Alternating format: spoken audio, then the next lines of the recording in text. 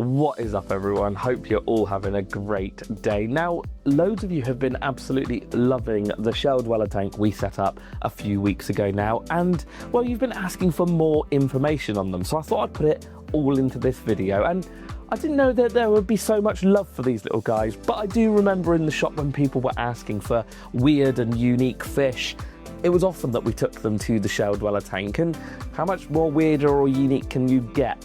A fish that lives in a discarded snail shell that builds a little community around a cluster of snail shells. How weird is that? So forget about your tetras, forget about your barbs. If you want something interesting, these little fish might be the ones for you.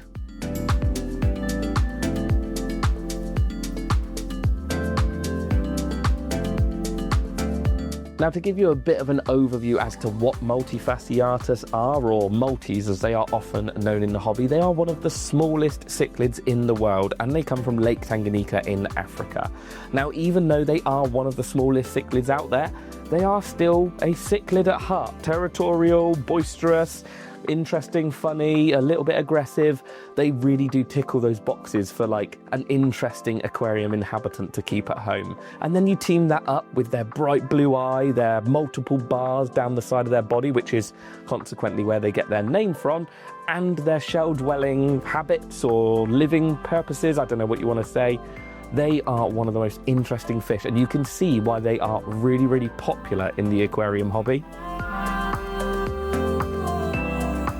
As I've mentioned, they are from Lake Tanganyika in East Africa, and this lake is one of the oldest, actually I think deepest in the world. Probably not the deepest, but it is definitely up there, and it is home to a wide array of weird and wonderful cichlids, from algae-eating ones to shoaling ones, and obviously ones that live in snail shells, which is strange in itself. Now, in the lake, these will live in big swathes of discarded snail shells on the bottom of the lake, and it's normally sandy because they obviously like digging and moving the sand, and they will bury those shells down into the sand sometimes to create essentially a little fortress for them to protect. And one male will normally live with a few females, and they'll build their own little territory within this mass of shells.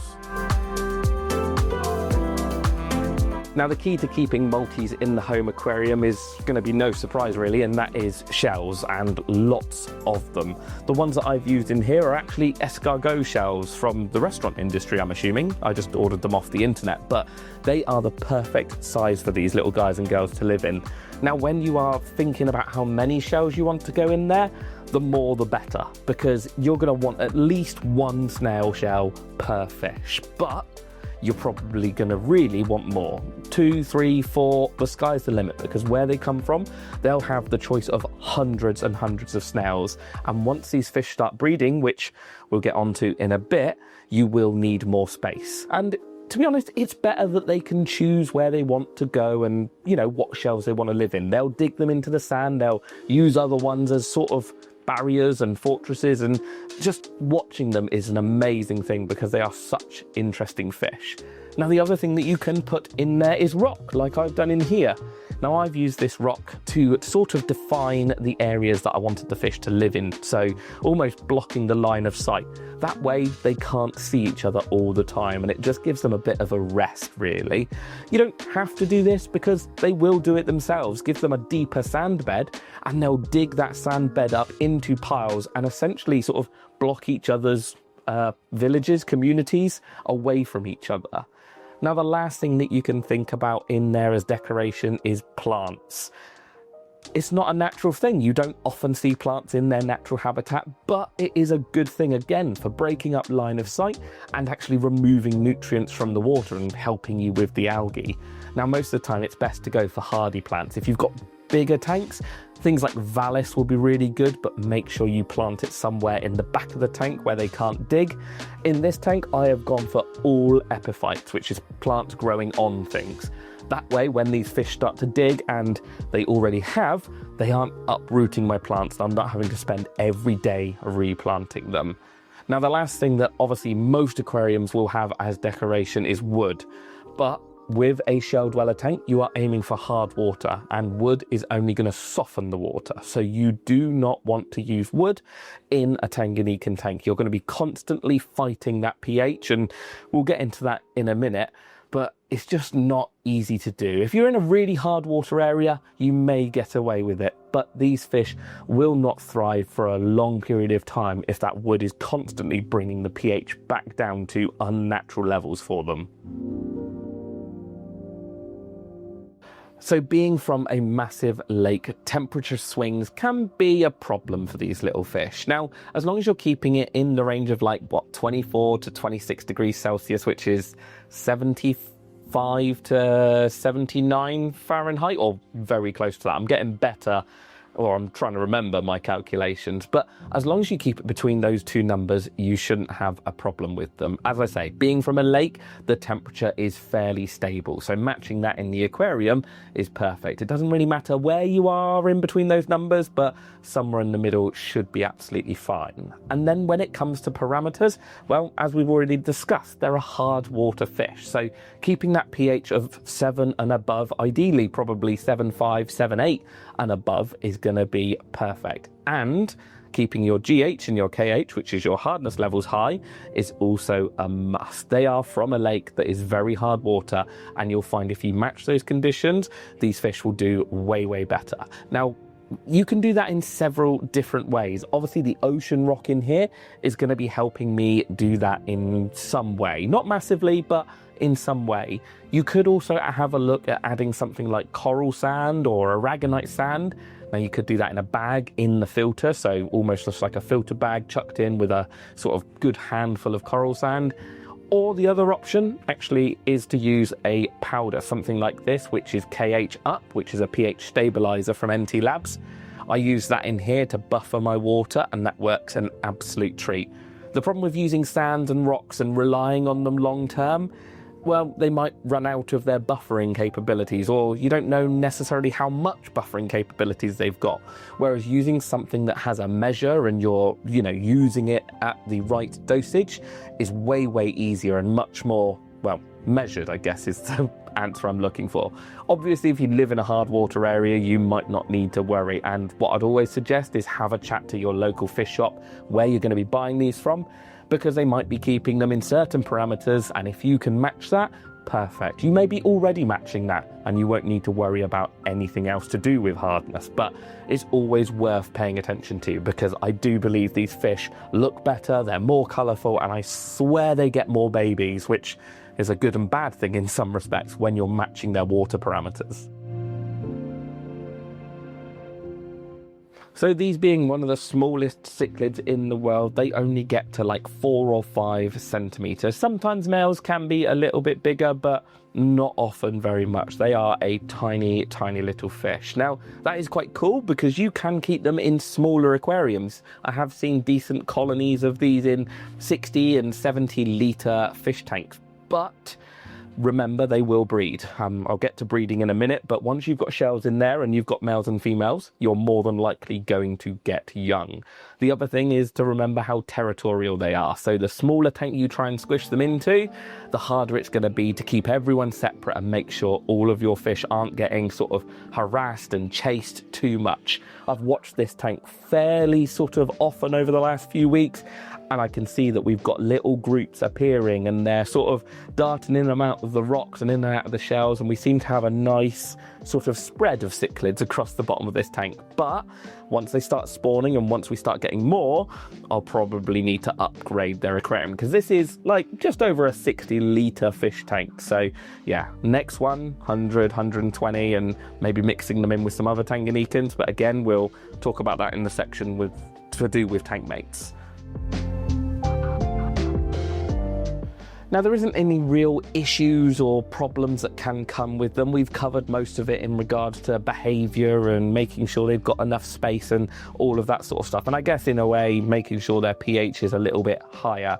The other issue that I would say comes up with these little guys, and we've sort of touched on it, is digging. So do not get attached to your aquascape or how you've set up the aquarium. The rocks in here have had spots of glue on them to hold them together.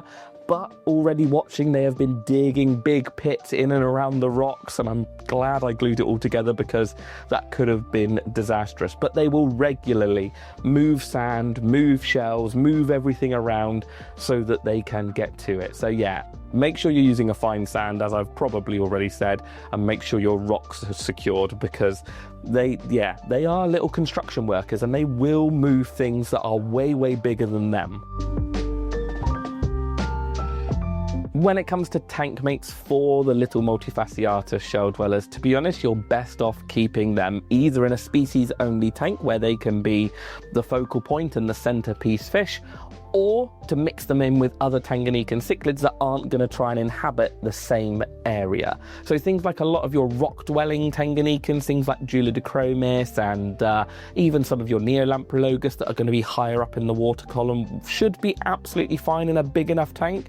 The other one to look at, and it's the one that I really want to get, is some of the Cyprochromis species, and they're a sardine cichlid, which is a shoaling cichlid from Lake Tanganyika, and they're like little torpedoes. They're the coolest thing, and they're really quite colourful. So yeah, be careful when thinking about tank mates for them. There will be people out there that I have seen that have mixed them in with some of the sort of more hard water community fish. I've seen certain rainbow fish being used before. To be honest, it's risky. They are territorial, they are a little bit nippy. If they are inhabiting the upper levels of the aquarium and they can deal with that harder water, you may get away with it, but you do have to be really careful when selecting tank mates for these little guys. Now, when it comes to feeding this aquarium, and I think I'm filming this quite late, so I think the lights are starting to dim down, but when it comes to feeding these little guys, it's really quite simple. Any food that gets to the bottom of the aquarium will normally be readily accepted. You want to keep it high quality, so things like sinking granules and sinking pellet foods that they can pick up and are small enough to fit in their mouths will be readily accepted. In the wild, they'll be picking off little organisms and microinvertebrates from around the sand bed around their shells. So if you can sort of replicate that feeding behavior, that'll be ideal. And then once every week or so, or maybe twice a week, feed them some frozen foods, feed them things like little bits of brine shrimp or mysis shrimp. As long as it's small enough to fit in their mouths, they'll go nuts for it. I think I say it in every video that I talk about fish, but a variety of food and keeping the food varied is your best bet for fish, because they don't get stuck on one food, they're not then turning their nose up at a different type of food, and they're gonna have the best chance of thriving and being, well, the most colourful and nice fish that you can get. Now, in my experience, these little cichlids have been one of the easiest to breed in the past. They always used to breed in the shop with very little sort of interaction from us, to be honest with you. As long as you match the requirements with regards to snail shells and the water quality and the water parameters, they'll pretty much get on with it themselves. They can be tricky to tell apart, so males are normally a little bit sort of larger and slimmer. Females are normally a little bit smaller and rounder, but the problem is when you're trying to catch them out of a shop aquarium, you put the net in and they all dive into the shells. So yeah, it can be quite tricky to pick males and females when you're in a shop environment. It's generally best to do like I've done here and buy a little group of them. I think it was 5, but I'm questioning myself and saying it was 6. But anyway, it was 5 or 6 that I got in here, and hopefully within that group, I'll have a couple of males and a couple of females, and eventually we'll see some breeding behavior. But a female will pick her shell, she will go in there, she will lay her eggs. The dominant male of that area will then fertilize those eggs, and that's it. The female will live in the shell and protect those eggs until they hatch, and eventually you should see little tiny baby shell dwellers starting to emerge. Once they're big enough, they'll move on to the next shell and they'll create their own little group or maybe their own little colony off from their parents, and you'll get a whole thing going again. And yeah, I've seen some amazing aquariums about where you've got loads of different generations of shell dwellers all living in the same tank with all little patches of shells all the way throughout. And yeah, I think that'd be something really, really cool to do home here one day. Not now, but definitely want to get a few of them breeding in here and then do a bigger tank for shell dwellers at a later date. So there we go, the Multifasciatus Shelldweller, or multi as most people will call it. One of the most interesting and unique cichlids out there. There are other shell dwellers out there, you know, there's quite a few that are very cool, and I was actually looking for a different species, but I realised I'd never kept these at home, so it was a definite good idea that I got them. But I'm going to let this tank go off now. This tank's going to go into nighttime mode, so I'll have to film all my B-roll tomorrow. So once they've woken up, I'll come and bring the camera back. But I hope you've enjoyed our visit back to Fish Files. I'm going to do some more of them soon because, yeah, I've got the motivation to start researching. It's a long thing to make sure I've got all the information right and checking my facts that are in my brain and checking that they're right. So yeah, hope you've enjoyed it, and let me know what fish you want to see next on Fish Files. Hopefully it's one that I've already got, but I wouldn't mind going and buying a new fish. Let me know in the comments what you want to see. I'll see you all in the next one.